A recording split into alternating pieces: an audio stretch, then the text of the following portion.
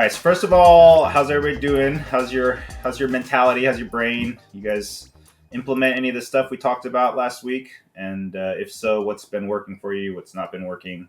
Etc. Etc. Etc. Yay, affirmations. They are great. I mean, I was thinking deeper on that today, and I realized that the power of the affirmations is that it has nothing to do with like new age spirituality type stuff or hippy dippy stuff that some people get really turned off by. It's really just that our brains are like computers, and we have like the operating system that's running when we're thinking, but then we also have the stuff that is below the surface that you don't know is running.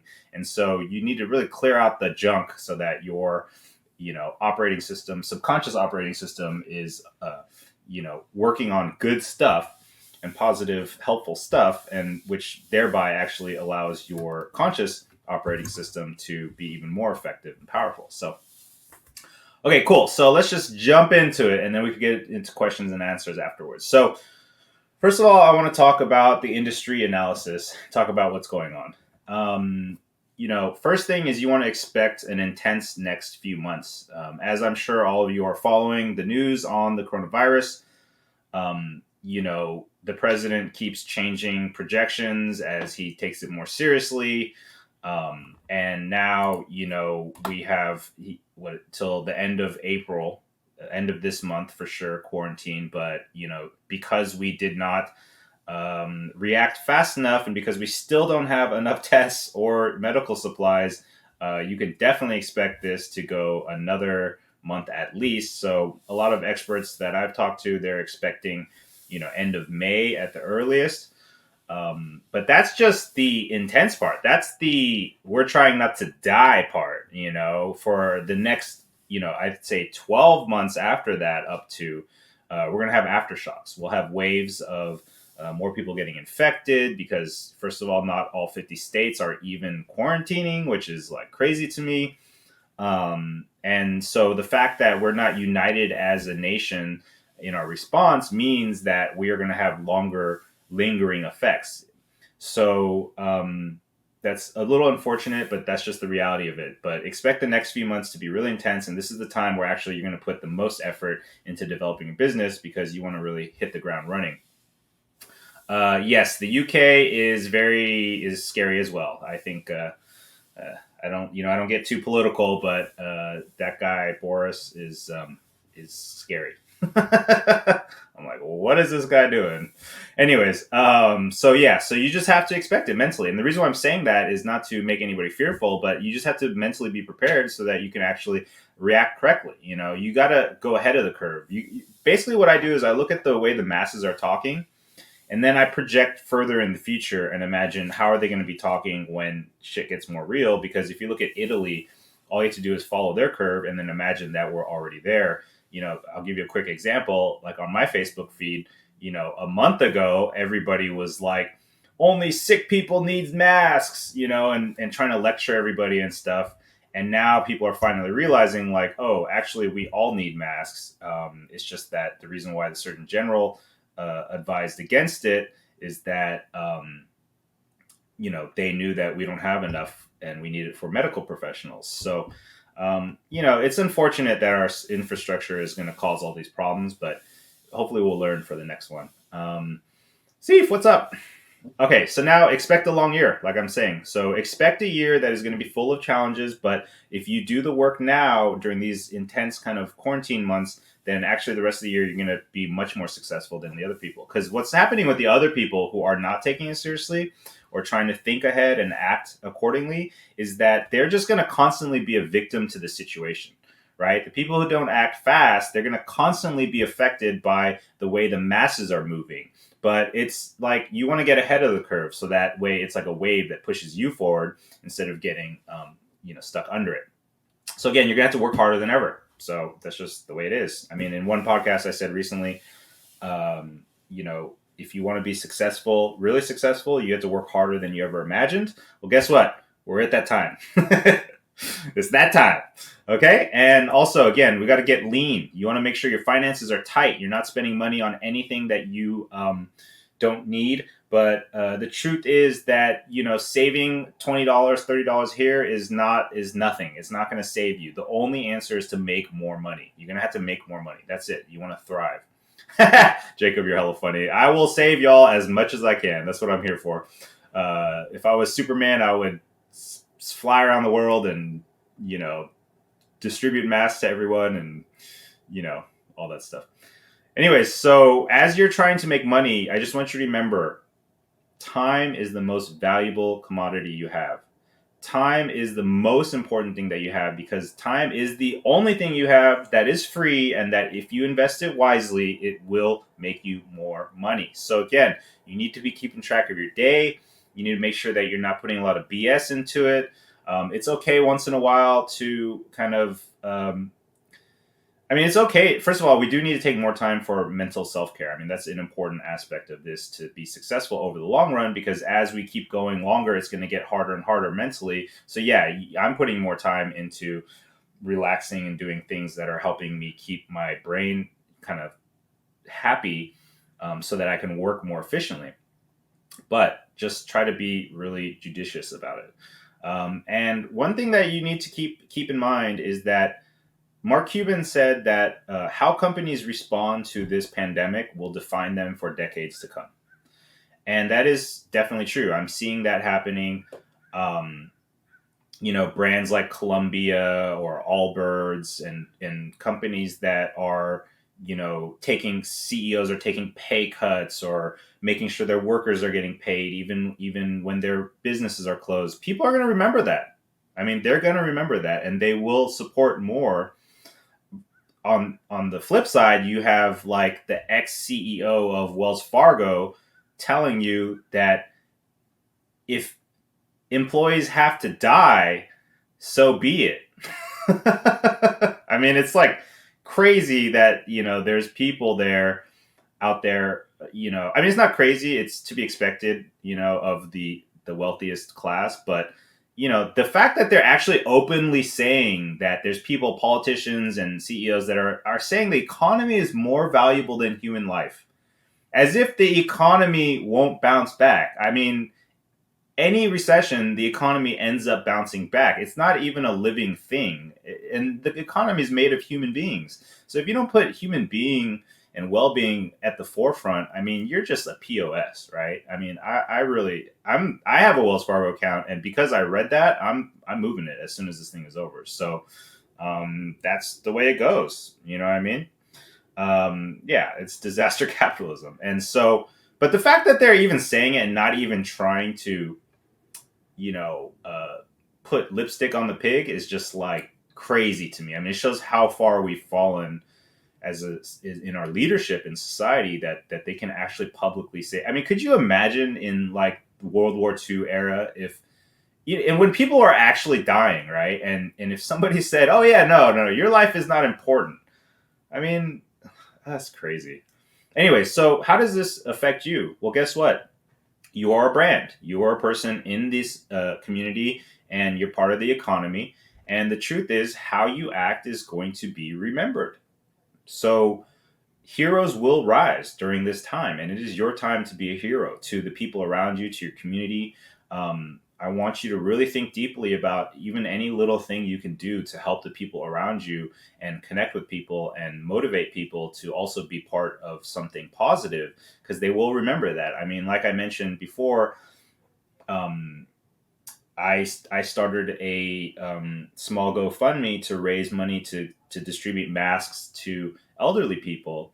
And because of that, my stock just shot up. People are leaving comments and messaging me and thanking me for what I'm doing and all this stuff. And I really was not looking for that, in terms of the kudos or whatever. I don't need the pat on the back. I just, my parents are elderly and stuff. So I just wanted to do my part. But I am, it's a lesson though. You realize that, oh, people are actually watching you when you speak. And if you do the right thing, then people will appreciate it. So, do the right thing for yourself and for the community. But the point is, how you act now is going to be remembered. So if you're sharing content, complaining, sharing conspiracy theories, being angry all the time, it's just adding more toxicity to people's subconsciousness and connecting that with you. You don't want to anchor negative thoughts to your image. So what you want to do is you want to really, really be educational, helpful, provide value, supportive, be positive, not fake positive, but really just try to be a voice to help people and show it through your actions. You know what I mean? And if you can do that, then I guarantee you that you're going to be setting yourself up for the future, for a foundation where people are going to want to support you. Okay. So just really think about that. This is actually a key part of getting business in the future, because when you're going to be reaching out to people that guess what? If they see that you're helping others, they're going to want to help you back. Okay.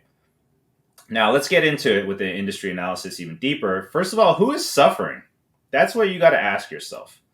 Um, all in-person based businesses are suffering right now, pretty much. So if it's an industry that requires people to show up, and especially in groups, to do business, they are suffering.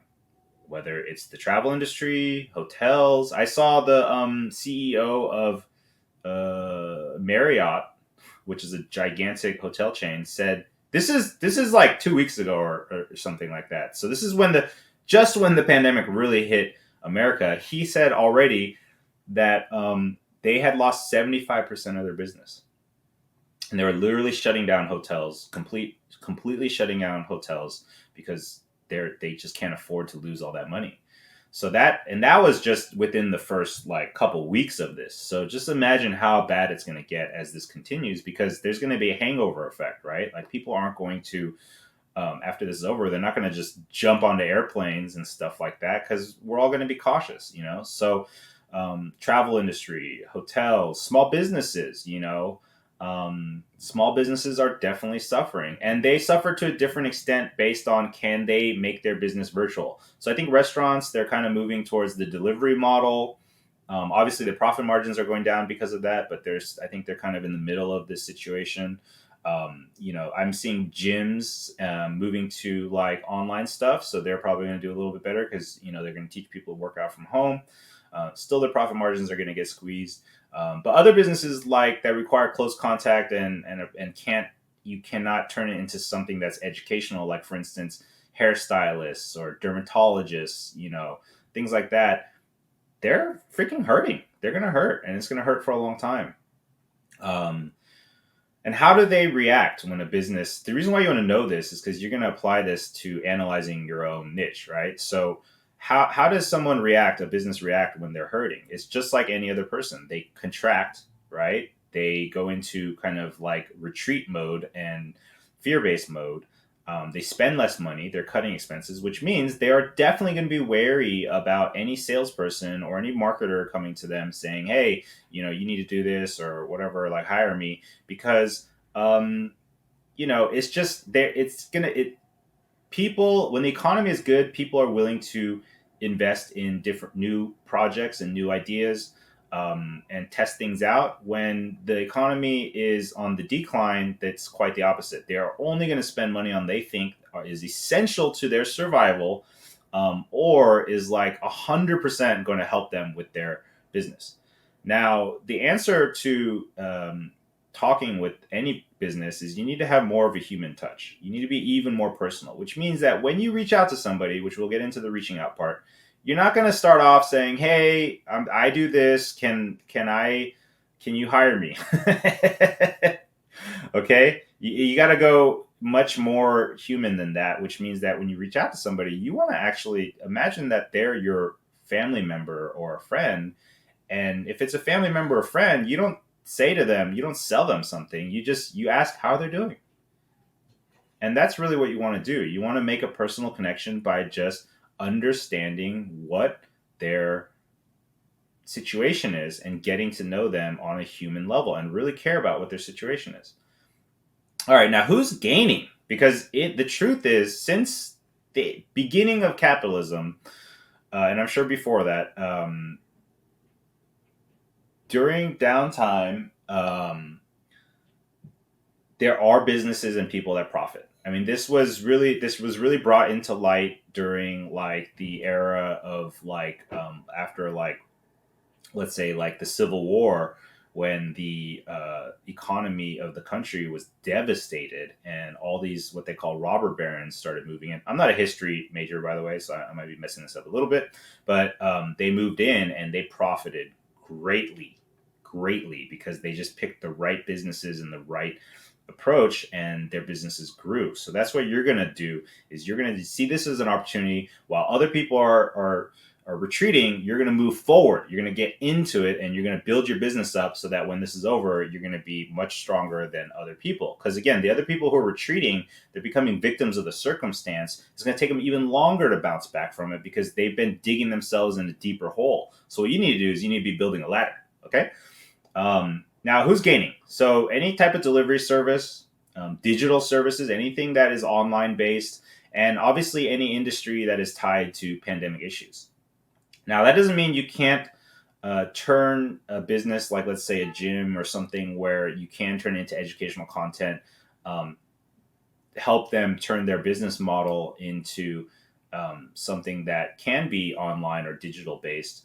But the businesses that are already based on digital services or already based on the internet, those are the ones that are thriving right now. And those are the ones to really go after first, because you don't have to convince them that to hire you as much, because they're already going to be looking to grow and to take advantage of their position. So you want to become a tool for that.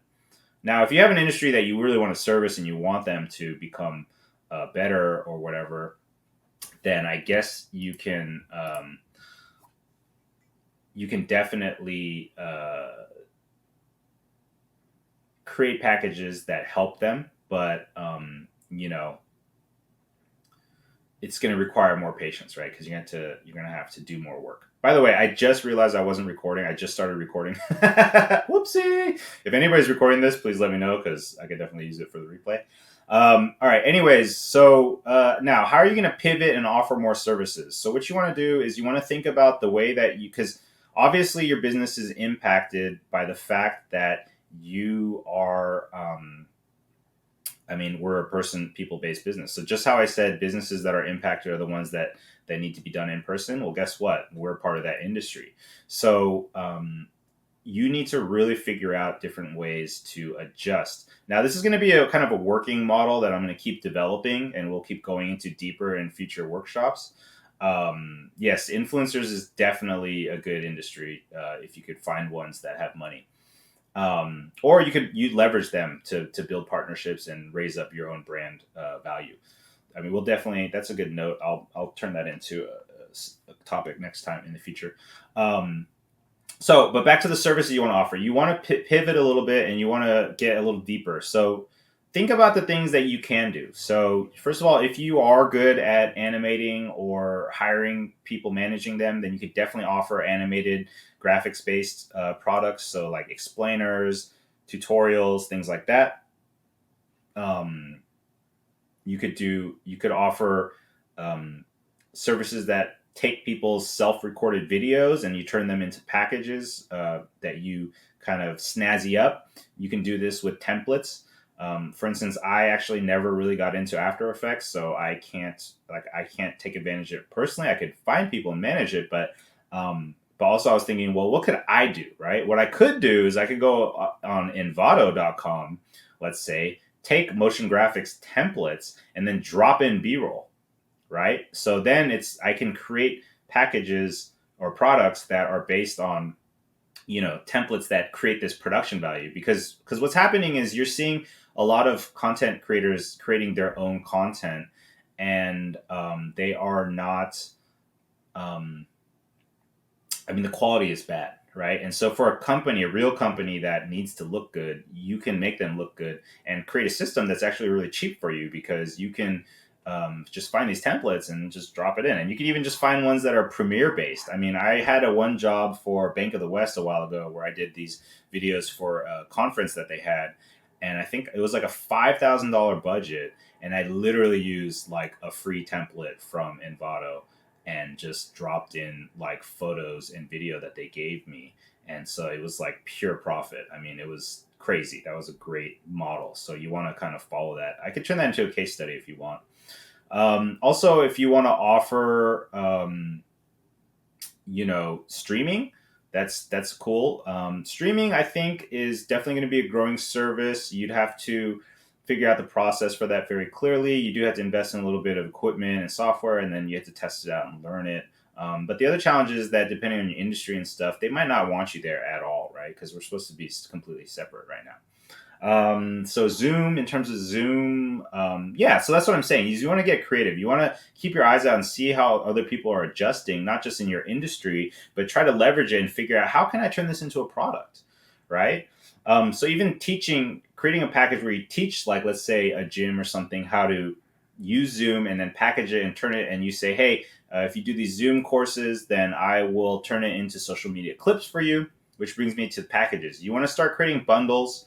You want to start creating subscription or retainer models where you could say, hey, during this pandemic, it's more important than ever to basically be more efficient with your content. And so you could save money.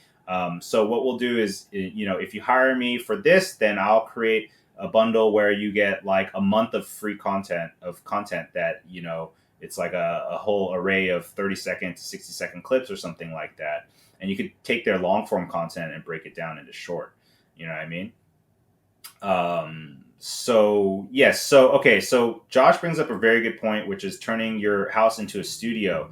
Actually, I'm going to add that because that's actually something, thank you for saying that. That's something I'm actually in the process of doing in my own studio, which is basically, I'm going to be reaching out to companies that have any type of product that they could ship and saying, hey, send me your product and I will basically turn it into content for you. Okay. Which I will reveal more on that soon. Online education, I like that too. You could create educational products and stuff like that, or help people create educational products. You can also make educational products for your own marketing, but that's a separate thing. Now, okay, how to find more clients. Now, this is one of their main questions. First of all, you're gonna have to reconsider your niche, which is you need to analyze it. Again, I first started off by saying what kind of businesses are going to suffer and which ones are going to gain. And you need to ask yourself, did I pick a niche and is it suffering or is it gaining? Okay, you might have to completely get out of it for now if it's not one that's going to be profitable for you. Okay, so I will do another workshop that we focus on how to analyze niches more, which I'll highlight that. So I need to turn these into topics. So actually, anything I highlight, I'm going to turn it into a deeper thing, right? We're starting with overview. And also you want to add more. So I know I've always preached start with one niche and then expand. I think if you have the energy for it and you have the kind of motivation, then you can pick a couple and just test it out and see how it goes. I mean, I myself, as if you saw my live sales call, I am, expanding into the cannabis industry here because, cannabis is booming. I mean, in 1 month, they went up like 75%. Right. So you want to do market research. One of the first things I did when this started happening was I just started literally Googling what industries do well in a recession, what industries do poorly. And I started like figuring out and trying to analyze, well, how do consumers act during recession, during wartime? And so thereby what businesses can I approach? And I thought, well, alcohol always does well during recession. In California, we sell cannabis, so I thought, well, I'm sure cannabis is going to do well too. That was already an industry I was going to go into, but now I'm going to actually put a lot of energy and turbocharge it. Another industry I'm focusing on is startup because startup is really cloud based, and therefore, and they, a lot of them have money, so it's still an attractive niche for me as well. Now, where are you going to find these people? Facebook groups, LinkedIn, Yelp, and personal referrals to start. One thing I've learned from this pandemic is that it is actually easier to get in touch with people than ever. I have connected with people that I know it would have been really difficult to.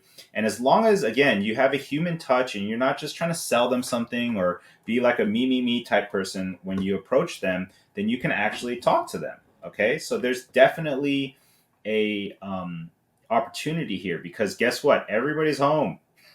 They're all online. I mean, Netflix jumped up. I forgot how much more percentage. I mean, they already own the internet, and now they're just getting billions of minutes per like I saw The Office has like 1.25 billion minutes watched since the pandemic. One show. Can we think about that? Everybody's home, and guess what? People crave attention. We're social creatures. We want to connect, and so online is now better than ever and easier than ever to connect with people because we all have the same stress. We're all trying to figure out how to get business and how to survive. So therefore, if you are connecting on a human level and then providing value, then you will get business. I mean, with my cannabis industry, I just did a Facebook post saying, "Hey, is there any businesses that, or anybody know any cannabis businesses that would be interested in getting some free video in exchange for a case study?" I got like dozens of replies. I got connected into a cannabis group. From there, I chose like, four people to talk to, and all four of them agreed to be part of this program. Okay, and all four of them obviously agreed that if they have goes well, they want to keep working with me. So I'm building these customers step by step, and this happened like that. Okay, so it's totally doable. Um, Now, Jacob asked, "Do I think starting a new niche will take time, given that original niche is suffering?" So yeah, so it will take a little bit of time. I think what I'm going to do is I might create a mini course that is really just like literally a pandemic course, which is like a lean and mean, like super fast start way to just get going. Because it's actually a lot easier than you think, and it doesn't take as much time as you think. And I can probably provide resources that will help you get it up and running faster. So, but that's a good question. So, so Josh says he's joining Facebook groups. Yeah. So here's the thing: you want to join these groups, and it's only been a day or two. You don't want to advertise. You got to be a little bit more patient in the sense that join in, add value. If I were you, I would be sharing articles that they would be interested. I would be sharing content that they would be interested. I would create new content for them. I mean, I saw like in one Facebook. I'm in part of this one group called Asian Hustle Network, which is a new network. And this one guy, a CPA, he made a video on the stimulus and how to apply for small businesses. He got like 500,000 views. And he became famous overnight just because he provided a really valuable service. So, luckily, because all these businesses do need to market, if you create this content that is explaining to them how to do it, then they're going to love it. So, I was actually thinking of creating some general resources that all of you could share because I know for a lot of people who are just starting out, it's hard to create these kind of case studies and stuff. So I was thinking maybe just doing it for you. I don't know, but if that's something you're interested in, let me know. Yeah, you don't want to advertise yourself too much. You want to definitely, just be human, just provide value, talk to people, build personal connection, and then you could definitely turn that into like a customer. When it comes to outreach, I mean, basically, I'm going to get into that. So again, where you can find people, Facebook groups, LinkedIn, you can search them on Yelp if you want to do like cold outreach and stuff like that. And definitely referrals. I mean, once you know what type of customer you want to help, then just like I did like my Facebook posts and reach out to specific people individually, you're going to do the same thing. Because the people, again, if people care about you, then they will think about how to help you. Okay. But they only care about you if you show that you care about them. So one of the first things I did was I just got on the phone. I was emailing people, texting people, just checking in, just asking how they are. And guess what? If you check in, then a couple days later, when you have an ask for them, then they're going to give it to you. Okay. And I've had the same thing happen to me. I've had people reach out. I had somebody reach out to me that literally I did not talk to them for like 20 years since like junior high. You know what I mean? It was crazy. And now we've been chatting like every day. Okay, now how to pitch and approach people. So the key to starting a conversation which was already a key, but more than ever because people are hypersensitive.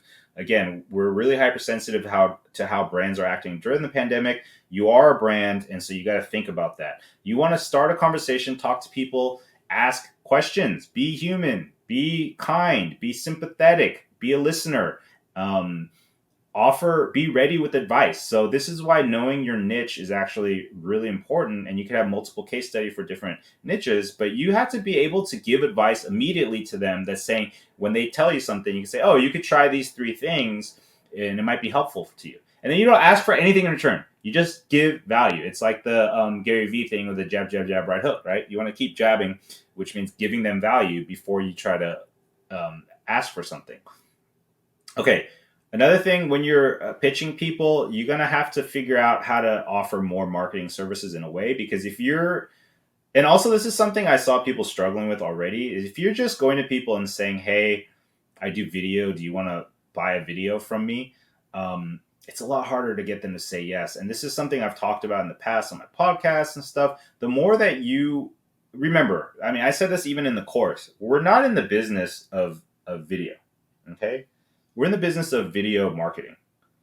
I looked on LinkedIn the other day, and they have this thing called Pro Services where you could sign up and share your services for people to hire you, kind of like a Upwork thing. And they have the different categories. You know what was crazy? They have a photography category. They don't even have a video category. Video is the most valuable and most consumed form of content on the planet, and they don't even have a video category. This is why I started Videography Academy, because we got to make the industry bigger and stronger and have a seat at the table. But to me, that showed that where their head is at. And to me, that also shows that our value is actually, yeah, it is the story of our lives. Our value is actually in marketing. Okay. We're selling video marketing. So you need to start learning how to sell more, which means that you're really selling a process. Okay. You're selling, a result. You want to basically tell people that I'm not just asking you, I don't want you to hire me to make a video for you. I want you to hire me so that I can help my video get you these results. Okay. You need to make a clear process. You need to really connect with their struggles with your offerings. Okay. I'm going to make this highlighted too. If you're not doing that, you're not going to get the business, especially during a recession. It was already really high. I know people hate the word marketing. I had problems with that existentially, but guess what? That's the business we're in. It's just is what it is. You're going to have to reprogram your mind for that, because that's what I did. And also the thing is, when you learn how to do more marketing and connect, I mean, and you only have to learn the marketing that's tied around your product, right? So with video, it's like, okay, how does it tie to paid ads? How does it tie to organic? How does it tie to like, email marketing, things like that? You don't have to be the email marketer. You just have to explain how it ties in. And then you could offer it and find a partner to do it, or you could do it yourself. But the point is, if you're not able to paint that picture, you're not going to get the business. For me, my close rate like skyrocketed once I started being able to explain how my video services tie into a marketing process. Okay. And also it's really rewarding. I mean, so the other thing to look at, Jacob, is if you don't like marketing, just think about how good it feels when you actually help somebody and they're happy with the results, right? Because in the past, when I only sold video, they would hire me for the video. They wouldn't get the results they wanted. They would disappear. I would lose them as a client. And I was like, man, that's not working for me. And then when I realized that, once I started selling more of the system, right, that's when I started closing like crazy, because people look towards you as an authority. All right, now, how to network and connect with valuable targets. Now, this is going to change your life, okay? If you do this, it will change your life. 100%, yes, it is a steep curve, you're right. And that's why mentally you have to prepare. I think the steps, I will have to go into that in terms of steps on how to grow, because it's not something you can just do, all at once. So, your knowledge. So it's something that you're going to have to, I can probably just break it down for you in the future, like which ones you got to focus on, and then even just give you that knowledge so that you can, like, okay, I'll give you an example. When I worked in banking, I had to do like mortgages, and I didn't know anything about mortgages. And I had to sell it to people. And I was like, oh my gosh, this is terrifying. And what happens is they just give you the talking points and you start there. You learn how to mimic, you parrot the talking points, right? Like just like when a child is learning the ABCs, they're just repeating it, but they don't know what it actually means in the beginning. And once you start learning how to present it, then you're going to start learning how to connect the dots on why it works and what the theories are and go deeper. Okay, so we'll start with that. Um, Now, how to network and connect with valuable targets. Now, this is something I teach in my course, but I didn't never made a giant point of it because it's something that let's start with. Okay, so but the more that I use it personally, the more that I realize like, whoa, this is like super game changing. Okay. Um,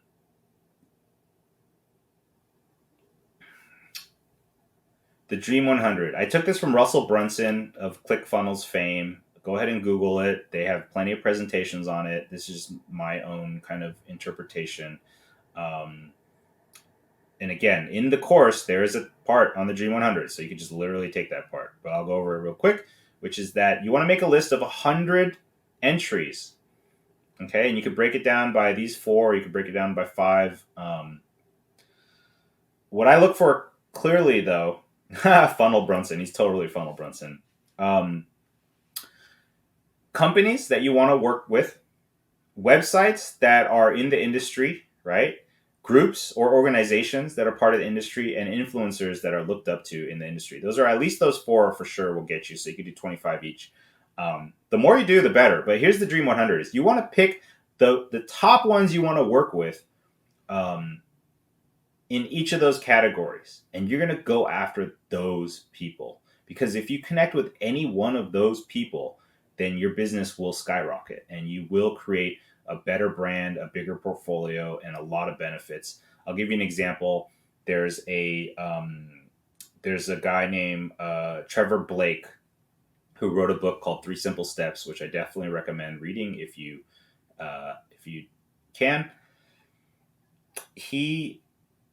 He wrote a book that Three Simple Steps is like a self-help type book for like financial freedom. It's kind of like in the Think and Grow Rich vein. I read Think and Grow Rich, I think like almost 3 times, and it never clicked with me. I don't know why, it just never clicked. And then I read his book, and it just clicked like that within the first chapter. And he was somebody that actually really changed my view on myself and on money and things, because he's like the thing about the Think and Grow Rich guy is he never made money. He made money off selling his book. So you see marketers online that are selling you their system and they're just getting rich off of selling you a system.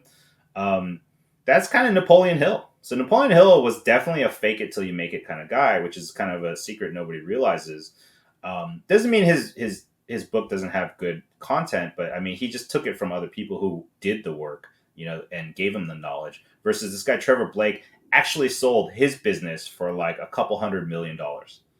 Okay, so he's $100 millionaire, and he's a really nice guy. And so he's on my Dream 100 list as an influencer, because I know that if I could work with him, that'll help my portfolio, and also I'll learn a lot from him. And also because I care about his products, I just want to provide value to him somehow. And so my game plan was to um, manifest this by connecting with him somehow, and then building a relationship. This is how I did it with Andrew Yang. So I did some work for Andrew Yang's campaign, and before he dropped out, I actually ended up working with one of his direct campaign managers, and was actually creating content directly for them. And the way I did it was I volunteered first. I filmed for free at an event. I connected with the people there. I followed up. I edited a video. That's right, Yang Gang, and I sent them the video. And then because of how fast I was and how the quality of the work, this guy, the organizer, reached out to me and asked me for help on another thing. And then I turned around again super fast. He was super impressed, and then he became a contact. Right. And then, before it all came down, I was going to do even more work for them. So I'm still going to be in touch with them. But the point is that it's the process of connecting, offering value, and then making an ask, which is not an ask for you, but an ask to help them more directly in a more kind of real capacity. So same thing with this guy Trevor Blake. I was going to email him and say, hey, like if you ever need any video, I'd be happy to do it for free. And then he happened to have, I saw a Facebook ad that he was doing a free live workshop, just like the way that I am. And I was like, whoa, I'm jumping on that. So I jumped on it, and then I became in the workshop, and now I'm part of the group, and I'm getting the emails. I'm connecting with him. I connected with him on Facebook. I haven't messaged him or bothered him because that's what people do. Instead, I'm just adding value to the group first, and then I'm going to reach out to his assistant and offer assistance. And if that goes well, then I'm going to try and keep building a closer connection, and at the very least, put something in my portfolio. You know what I mean? Also, this interview that I have with Patrick Lee, it happened the exact same way. I met him at the Andrew Yang rally that I filmed. Andrew Yang, he actually mentioned Patrick Lee. So Patrick Lee came up to me, gave me his card, and said, hey, if you have the clip of him talking about me, I would love that. And I'm like, of course. So I sent him the clip. But more importantly, I had my editor put together a sizzle reel and make sure the clip of Andrew Yang talking about Patrick was in there. So I sent him that clip.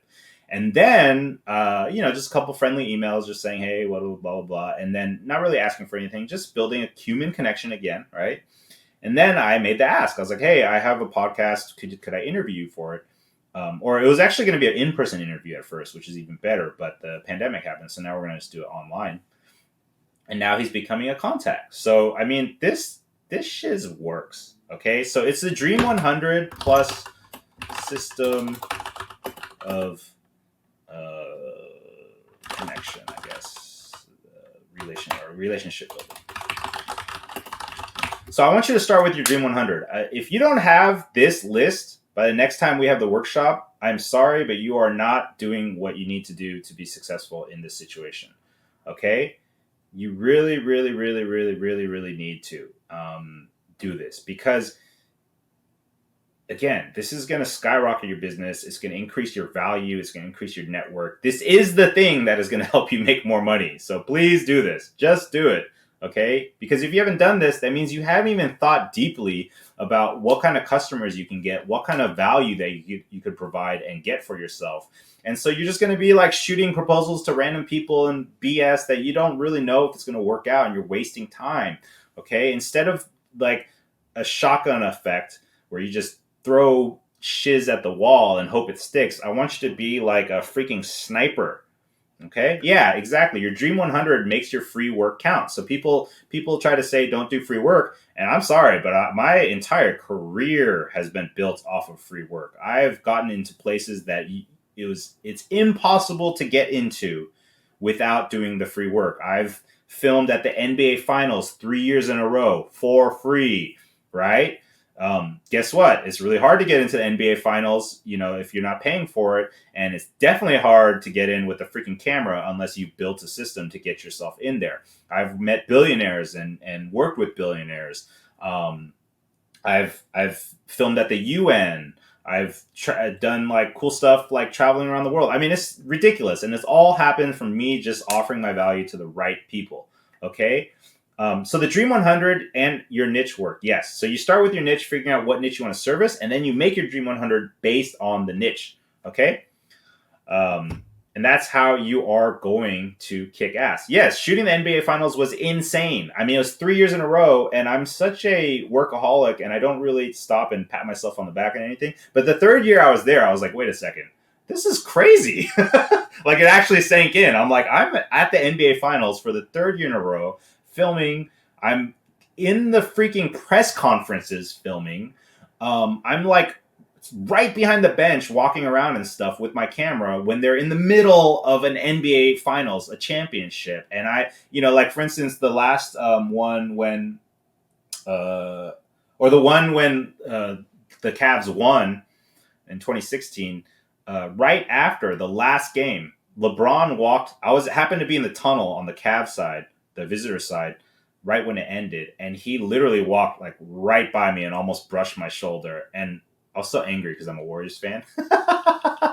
But I mean, it was crazy. I was like, whoa, that's LeBron James, and when I'm hanging out in the press area afterwards, I'm watching James Franco and his brother like go up to Kevin Durant and fanboy over him, and I'm seeing Snoop Dogg kicking in all this crazy stuff, and it literally just happened because I started off connecting with the right people and doing free work. So I'm telling you, this stuff changes your life. Because also what happens is a stacking effect is when people see you doing this cool shit, guess what? When you ask for help or you want to get business, they give it to you because one thing my dad told me a long time ago that's really important is that when people think you're poor, nobody wants to give you money. But when people think you have money, then all they want to do is give you more money. So it's the same thing with success. When people think you're successful, they're going to just keep giving it more to you. Okay. If people think that you're struggling, then they don't. Now, again, that doesn't mean that you're faking anything because I don't really believe in that. But that means you do this work, you do your Dream 100, and then you're going to get there. All right. So now, what are we going to do? To-do list. You're going to get on the phone. You want to talk with people. You want to chat. You want to make sure. Oh, actually, before we go to do question, this is a good question. How do you provide help without getting taken advantage of? First of all, you want to protect yourself. Number one, you don't ever agree to doing something that you don't already agree to. Right? So if somebody asks you to do something, you want to stop. Because I used to always just say yes first, and I got taken advantage of all the time.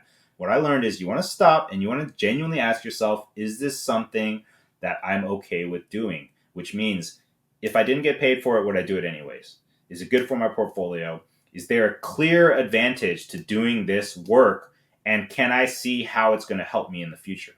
Okay.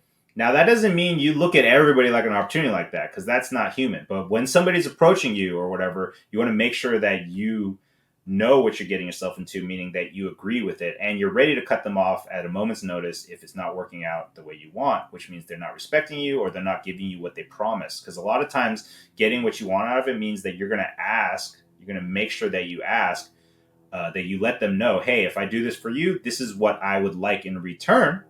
And they agree to it. And then you get to see immediately if they hold to it or not, right? Like in the beginning, there was like when I was first launching Videography Academy, there was some students where I offered some mentorship in exchange for, some testimonials. And then they didn't even give me the testimonial. I'm like, what are you doing? Like I made like the most easy ask and, for you. And so if they came back to me again after, it's like, well, I'm sorry, but we already had a deal and you didn't really come through with it. So I can't really help you anymore. No hard feelings, but that's just the way it is. So if you don't want to get taken advantage of, yes. And people don't stick to their word a lot. That's why you got to make sure that the project you're actually working on is valuable to you. So that's why I don't do free stuff unless it's good for my portfolio or my brand or my network. Just by itself, even if they didn't do anything for me, right? The doing something for you part is making sure that you have a relationship moving forward. All right, now we got to wrap this up. Sorry, I got to get ready for my interview. But so you want to get on the phone. You want to just call people. You want to text them. You want to chat everybody, not even just people that are in your niche. You want to just start getting a feel out and understanding what people are going through and making sure that you're talking to them and connect on a human level. That'll help you warm up so that you could do it with people you don't know. Okay, so you're going to chat with them. I want you to spruce up your social media. I want to make sure that your social media is active on the channels that you want to be active on and that it's really tied to your niche and your business and that you're connecting with people and sharing positive content, all that stuff. Then you're going to review your products and offerings. I want you to write down. By the way, if you do this stuff before the next workshop, then I can actually help you to the next stage. Okay, so you get to help yourself before I can help you further. So the people who are proactive and actually do the things that I say, they benefit like way more than the people that just kind of like watch it and then don't do it. So that's just the way it goes, because I can't help you get to the next level if you don't even step up, right? So I want you to review your products and offerings. I want you to review your niche, products and offerings. I want you to think, okay, who am I serving? Is this good? Is it bad? If you don't know, just make a list and I'll review it with you, okay? And I want you to look at what products you have and what you're offering. If you haven't even defined your products, then you're already behind, okay? So you need to start thinking how I talked about in terms of bundles, templates. What are things that you could do, okay? Expensive, cheap, whatever it is. creating a system on your own might be tough, but we'll definitely talk about that. But think about your niche. Is there other verticals you can add? For your niche, you want to try and gather advice and tips. So you could just Google marketing advice for those niches and then figure out how to tie that into your presentation. I want you to give free resources, whether it's like one quick thing that I do to build relationships with people. It saves you a lot of time. It's super fast and it's valuable. Is that you just literally send articles that are helpful to them, right? So if it's a B2B company, then you could send articles for B2B marketing campaigns or case studies, things that they might find valuable. And you just copy and paste to send it to them with a little note, 2 sentences. Guess what? You're providing value. You're not asking for anything. So they're going to love you for it. It's cool because actually all these other people are already creating the content, the valuable content for you. You just got to go find it and send it to somebody else. And again, help people and get out in the community. Seriously, get out in the community, help people, support a cause, connecting people with other people you might know. You don't have to start a campaign or anything like that if you don't want, but you can still provide value and support, even if it's just moral support, verbal support. Again, everything that you do right now will be remembered for years to come by the people you're connecting with. So make sure that you're providing value and helping them. If you're in the videography challenge, the Facebook group, definitely we could talk about that. In terms of the deadline, we'll have another session next week, probably next Friday. Also, I guess I should just throw this out there. I'm considering, because a couple people requested some direct mentoring. Problem is, it's hard time-wise for me to do that. So I'm considering actually opening up a mentor program where there's different levels that if you sign up for, like, depending on what you pay, then you get different levels of mentorship, which I'm still testing out. But I mean, I'm still thinking about it if I want to do that or not. But if you guys want it, then I can definitely come up with kind of like an idea of how I could help people more directly. Either way, I'm going to still do these free workshops. So let me know what you think, though. All right, now I got 7 minutes, but I got to get off actually in like 2 minutes. So if anybody has questions, ask them right now. Otherwise, you can email me, henry@videographyacademy.com. Again, if somebody was recording this, please let me know, because it would be useful if I had it, since I forgot to hit record in the beginning. But if not, it's all good. So let's see. Anybody have any questions?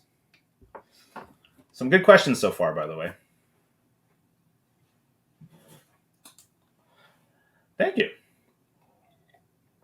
Absolutely. And special shout out to Anastasia. She's been editing some videos for me. So thank you. Definitely get the rewards for that.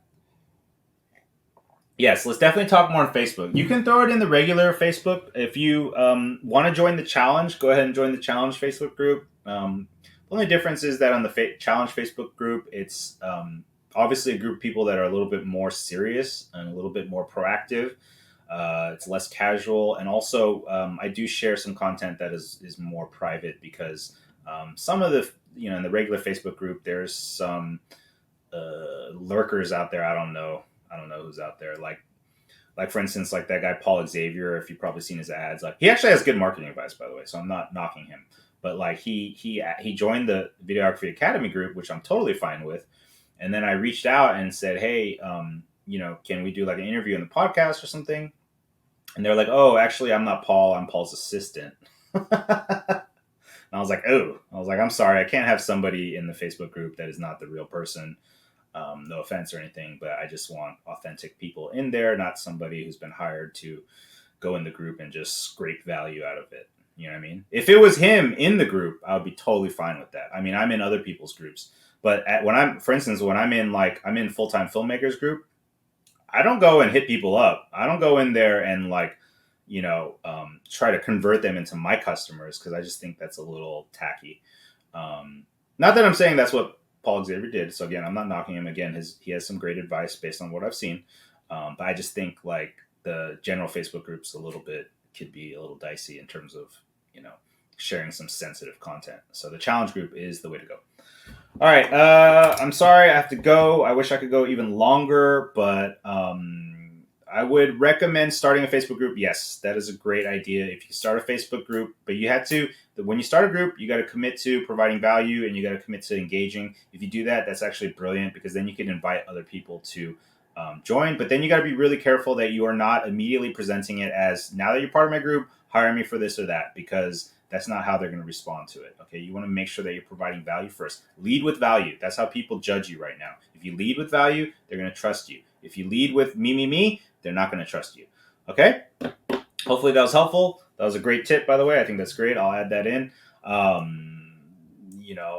even add start a Facebook group, start a group. You can start a meetup too. You could look on different sites. Anyways, love y'all. Hope everybody's having a great rest of the week and stay safe. And I'll definitely send out the replay, the replay for what was recorded. Sorry, first 20 minutes got cut off, and these notes that I typed up. So take care, and we'll be talking soon.